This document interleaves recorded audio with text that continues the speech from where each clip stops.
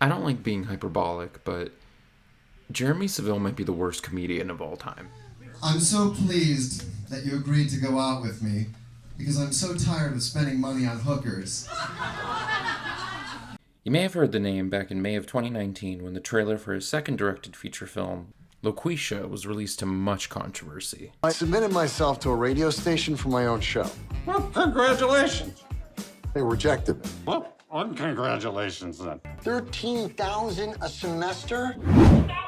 That's who needs their own show. If I was a black woman, I'd be perfect. You live with Loqueesha. What's your problem? I waited and waited for someone to make something in response, but no one came forward. All the videos are just trailer reactions with very few daring to actually watch the movie. So I got tired of waiting, so I'm just gonna do it myself. I want to try and understand the man who in 2019 thought this was a good idea. There are very few clips of Jeremy's stand-up online. I'm just gonna cover it briefly here. They aren't good. And I do understand why women are crazy. There's a natural explanation for it. Because once a month, they bleed out of their vagina. That's it. If you want me to go deeper, don't worry. His sketches are worse. I sit in judgment of you interracial couple. Why would you think I'm gay? Jeremy comes across as a guy who is very out of touch with modern humor and culture. Just look at his YouTube channel. He actually has two of them, both with the same profile picture, the same name. The weird thing is that both channels have all the same content, with one saying it is outdated and providing a link to the other one, despite it still being used to post videos. He even has a third channel just called Funny Movie Star that posts his old stuff from 13 years ago. Since Jeremy himself said this was the main channel, we're going to stick with that one. Taking a quick look, you can tell that he really needs you to know that he's funny. It says it everywhere. Orgasmically funny comedy from award-winning comedian Jeremy Seville. Orgasmically funny. Is he making porn? I hear it's really going off. Talk around. I like the way you party. Never mind, porn looks better than this. Here's a playlist. Short comedy films. Really funny. Really, really. Ha ha. Ha ha. Some titles include Be Yourself. Funny movie about being who you are. Switch. Comedy Gold. Gay Date. Funny movie about online dating. Stalker. Funny short about the joys of stalking. There are recurring trends in all of these since Jeremy is an auteur, but we'll just stick to the big ones.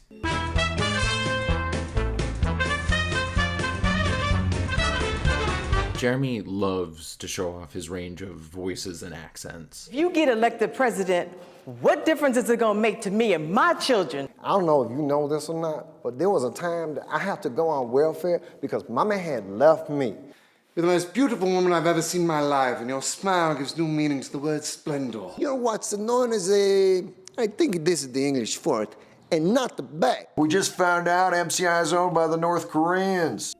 Mickey, you're talking like you're in the mafia. It's called the Mafia. I don't know if you've noticed yet from the clips here and there, but Jeremy isn't the strongest actor. Every character of his is very similar, and he delivers lines in a very similar way. Or he's just playing up a stereotype and othering people like in Gay Date. I was raised by two gay men, like in Loqueesha, so gay is my first language. It is disconcerting that his best performance, in my opinion, is when he is playing a stalker. The Bath and Body Works? I love that place. They got all those creams and lotions Okay, and you're everything. freaking me out, so you better just tell me the truth. It's not like it's anything incredible, but you can really see the fear in his eyes as he's about to be caught for harassing a woman.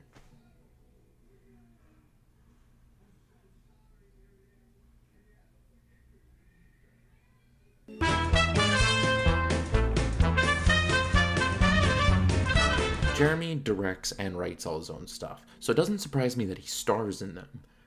I'm more talking about the power dynamic in the scenes themselves. No matter the sketch, Jeremy is always the one with power, which I find oddly telling. Nothing really bad happens to him, as he is either the annoying weird character that people are reacting to like, wow, how annoying and weird, matter-of-fact guy who knows everything, or normal guy who is the center of attention where weird things happen to him and he just reacts. The bit of Switch comedy gold is phone companies make him absurd offers to switch to their plans, leading to a gunfight as he just watches. He just reacts the whole time. In the stalker sketch, he at first is treated like a creep for stalking 2 women, but gains control of the scene again when they begin fighting over him. He always needs to come out on top in some way. Oh yeah, and speaking of women...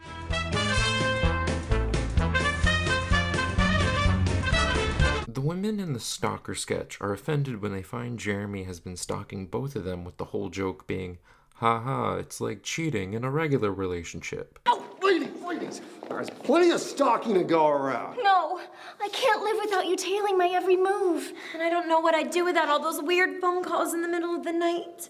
In Switch, one of Jeremy's offers is a beautiful mail-order bride who can't speak English well and is sold to him as subservient. Whoa! Her name's Inga.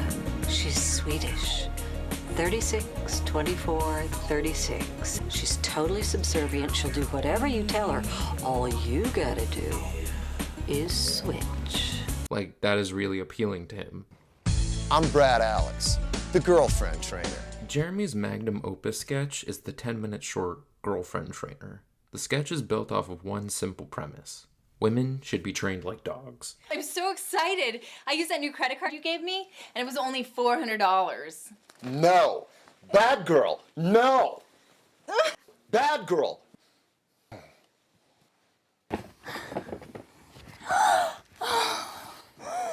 Good girl. Good girl.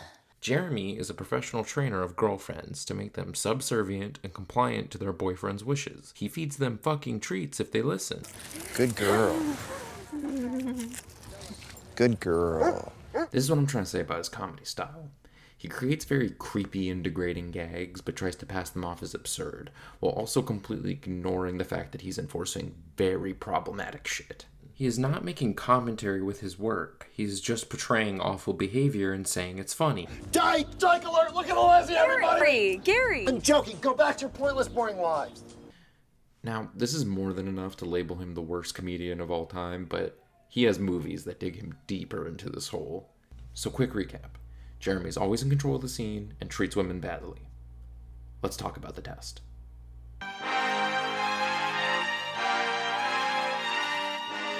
The test was released in 2012 and supposedly won some award. Supposedly. I don't know.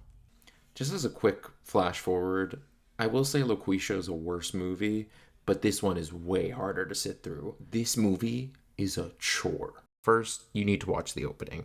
This is legitimately the worst opening to a movie I've ever seen. It couldn't possibly be any more beautiful. I can think of something that would make it more beautiful. If you married me. Oh, Nathan. Yes.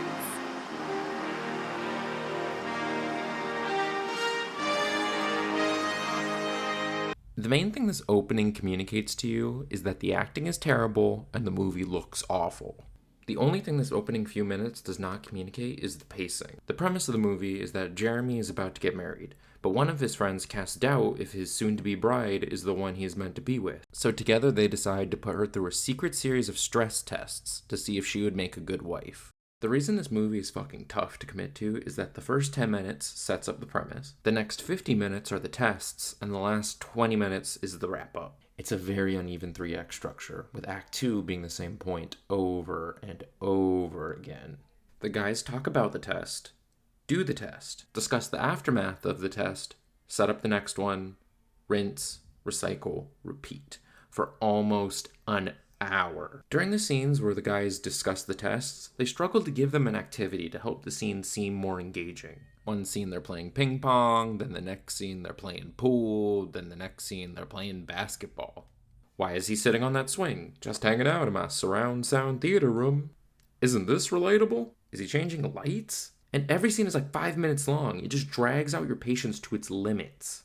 So you may be asking, what are the tests? Test 1 is the boys hire a handsome actor to hit on his wife in a restaurant. She forgets Jeremy's name because of how wealthy he is, because women only care about money and looks.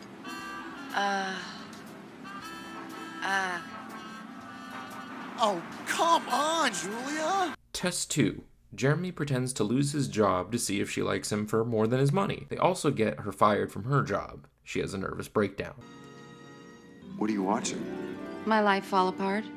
They reverse this and get their jobs back. Test 3. Jeremy's friend pretends to be a burglar to see if she would take a bullet for him. Please, if you're gonna put anybody out of their duress, put me. She's just an innocent. What? She begrudgingly agrees. Test 4. Jeremy pretends to get into an accident and ends up in a fake coma, only to wake up and pretend to have amnesia to see if she would stay by his side. Who am I? Where am I? He fakes this for a month before she devotes herself to him, and he miraculously gets his memories back.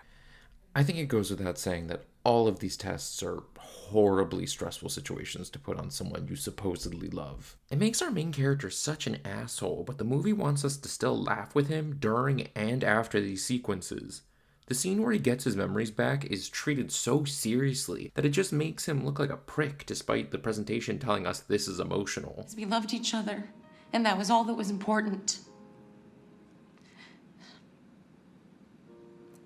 But now you don't even know me. And quite frankly, I'm forgetting who you are. The humor is trying to be like, wow, this is so wacky, but they forgot the part where they are emotionally torturing someone. You can't use your intended genre of comedy to justify awful behavior the same way you can't use the genre of romance to justify rape. She passes all the tests, but oh no, she finds out and leaves him at the altar. Uh-oh. You motherfucker! He gets disowned by his parents and loses his job in the span of an hour. I can't believe that this came out of my dick! This is the most satisfying part of the movie. Months later, the wife is set up on a date with the handsome actor from the beginning. Before she goes, she calls Jeremy one last time to gloat. No! Anyway, I gotta go. Toodaloo. And thanks again. Toodaloo! Toodaloo! If this is how the movie ended, I would give it a 10 out of 10. Unfortunately, there are another 10 minutes where Jeremy uses threatened suicide to win her back. She gives him an impassioned speech where she tells him it's over. You don't think I had my doubts? And they weren't even the ones brought up by your stupid games. But that's life. You take the leap and you hope for the best. This also would be a good place to end. But of course, in true Jeremy Savelle fashion, he gaslights her. Why are you laughing? Because we're crazy! First me, and now you! Why are you crying? Because love makes you crazy! She declares she still loves him, and they get married. If there is anyone present who knows of any reason why these two should not be married, let them speak now or forever hold their peace. Trust me, we're good.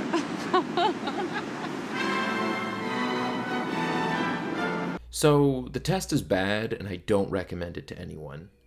Then, 7 years later, he took another shot. This is Loqueesha.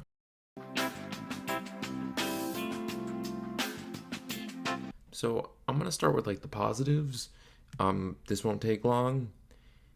I can at least say Loqueesha is more competently shot. It's paced way better than the test. So, huge improvement on a technical level for Jeremy. With that being said, now that 2019's over, Loqueesha is the worst movie of the decade. By far. Loqueesha is about a guy named Joe, who is known for giving great advice. He tries out to be a radio show host, but he's rejected because they are seeking women and people of color. So, he pretends to be a black woman named Loqueesha over the radio so he can make money for his kid or something. When this trailer dropped, everybody lost their shit. This is the most attention Jeremy has ever received and probably ever will, unless he makes a biopic about Malala starring Scarlett Johansson. This controversy was not handled well. At all. Jeremy made multiple statements about how the film goes beyond race and gender. He was in full damage control mode. After the trailer came out, he posted a picture with Marlon Wayans comparing the film to White Chicks. Hi. How you doing? Marlon, Jeremy Seville. What's up, Jeremy? Pleasure to see you. Congratulations. Thank you very much. The picture was quickly found out to be taken in 2009 when Jeremy was interviewing cast members of G.I. Joe Rise of Cobra. Wayans also tweeted that he hated when people tagged him in their bullshit. We bad.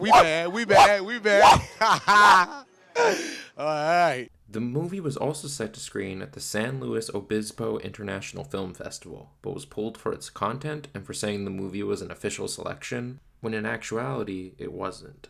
In another statement, Jeremy said, "Our diverse and talented cast was happy to be a part of it." Which is weird, because every diverse cast member has refused to make a statement since the movie came out. On May 21st, Jeremy announced, "Due to the intense interest in Loqueesha, we are releasing it now. We made a funny movie intended to uplift, and I think when you see it in its entirety, you will be pleasantly surprised. So, in the spirit of laughter and love, here is Loqueesha."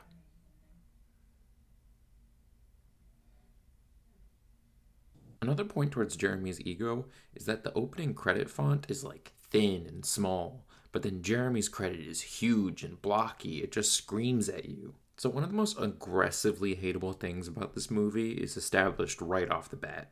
Our main character, Jeremy, is a divorced bartender who we are told gives great advice, but this is never shown.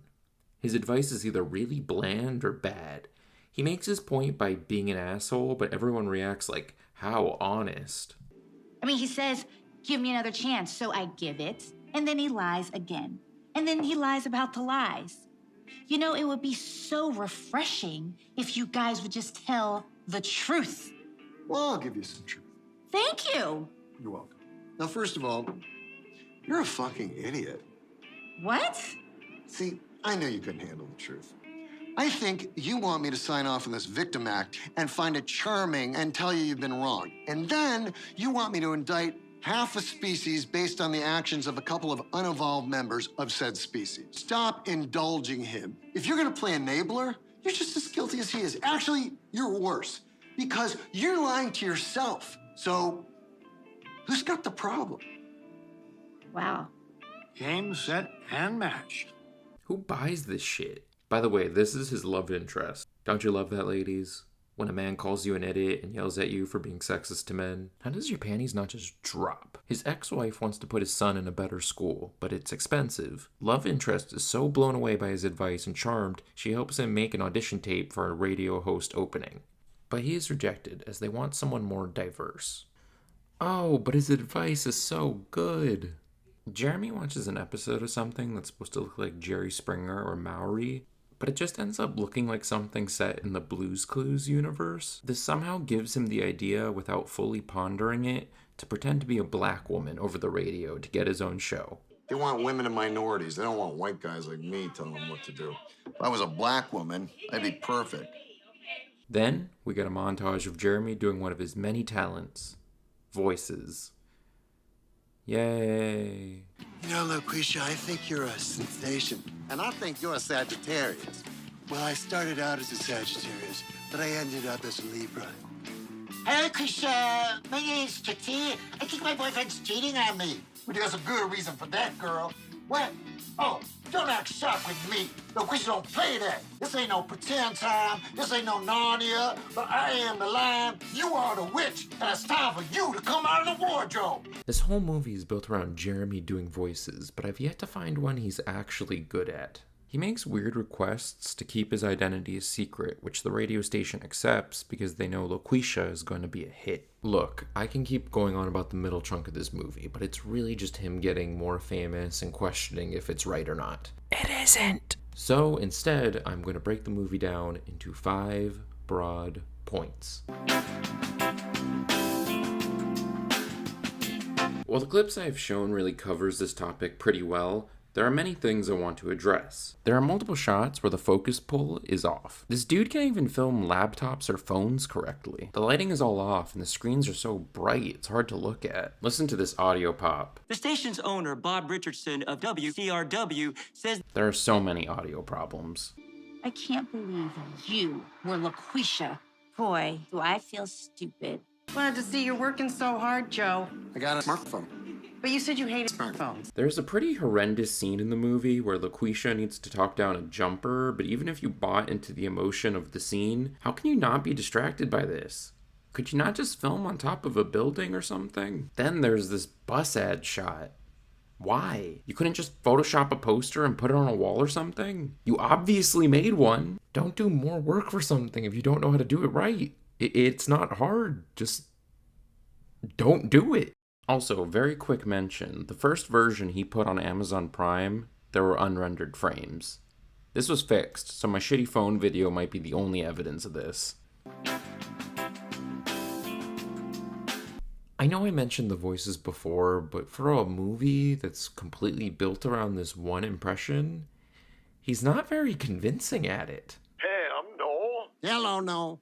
What's your problem? I want to hear some Def Leppard. You want us to listen to some sort of animal with the hearing defect up in my program? No one sounds like this. The woman they hired to be Loqueesha in public sounds nothing like her, because no one sounds like this. Oh, wait a second. You making a movie about Loqueesha's life story? Sweet Jesus, I knew you wouldn't let me down. It is obviously an impression. There's a weird 10-minute detour plot where Loqueesha becomes like an alternate personality that Jeremy can't control. Stop it. I ain't gonna stop nothing. You're out of control. You can't control me, white boy. So he has a conversation with himself on air to figure it out. How you doing, Joe? I'm good. No, you ain't. People good don't call Loqueesha. Fair enough. I'm the fairest of them all. I'm Snow Black. You can hear the similarity of their voices. His voice is too distinct to be good at impressions. There's a scene where he pretends to be a caller, and it is obviously him. But it's like your entire essence has changed. Maybe it's because you're really famous now. You think it's okay to be a bitch. Not really going to address the main cast because they all suck. That's what they wanted. They didn't want me. Remember? You didn't want me. I want to focus more on the extras, or one-off characters, because they were the most entertaining. Who am I to judge? I like a little bit of brown sugar myself, to be quite honest. Don't tell my wife. You can tell this was last minute for all of them, and they think it will be fun for their friends and family to laugh at. I gotta start listening to her. You go, girl. This obsessed Loqueesha fan went so hard for this scene. He looks like a guy they found on the street.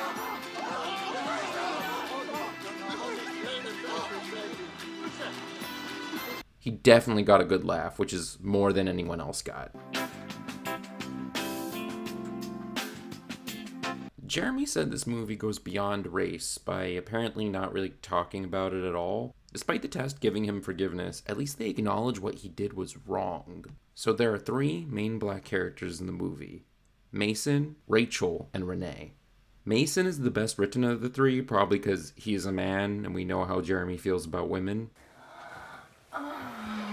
Yes, Kiss is good, girl. He is smart and successful at his job. He seems like a good guy. Only bad thing about him is that he's so casual about this whole lie, when most people would tell Jeremy to fuck off at the very least. That's right.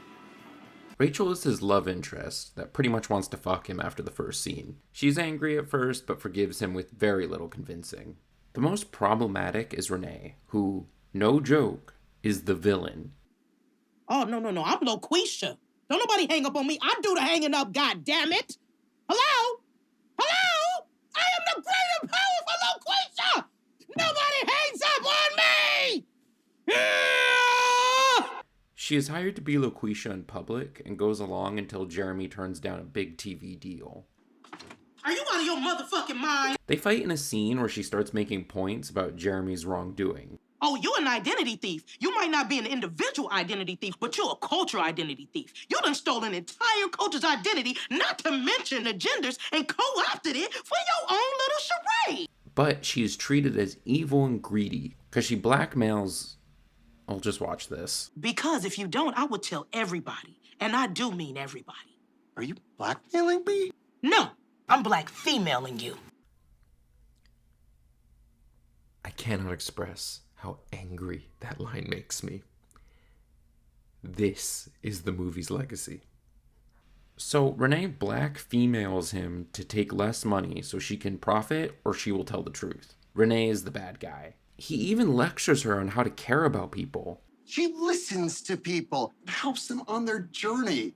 A little compassion, humor, and most of all, the unadulterated truth so they can cut through all the shit in their lives, which is a rare, precious, and much needed thing. And you fucked it all up. Okay. I messed up. You want me to admit it? There. I said it. You are a better black woman than I am. Why in your movie about a white man impersonating a black woman would you make an actual black woman the villain?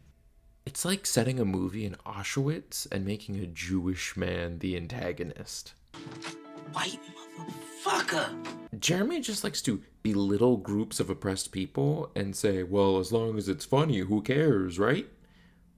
Well,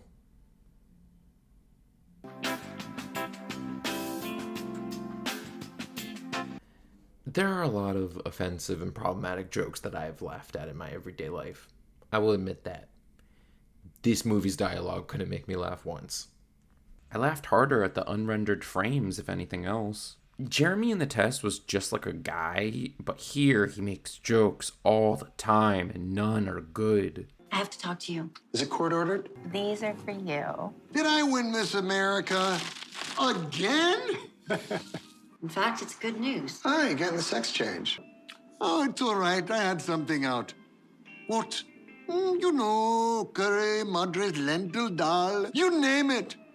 I got about 100,000 Facebook friends now, and they really like me. And they're all gonna take me to the airport. I mean, these are really, really good friends. Okay. Well, why don't you tell them you have to work now? Okay, just let me check my email, because Santa Claus might be contacting me to say we won the Mega Millions. Oh, so that's how he's going to get the money to pay for all the toys this year. No, he's gonna have the elves make it like usual. But then he's gonna take the Mega Million money and invest it into real estate.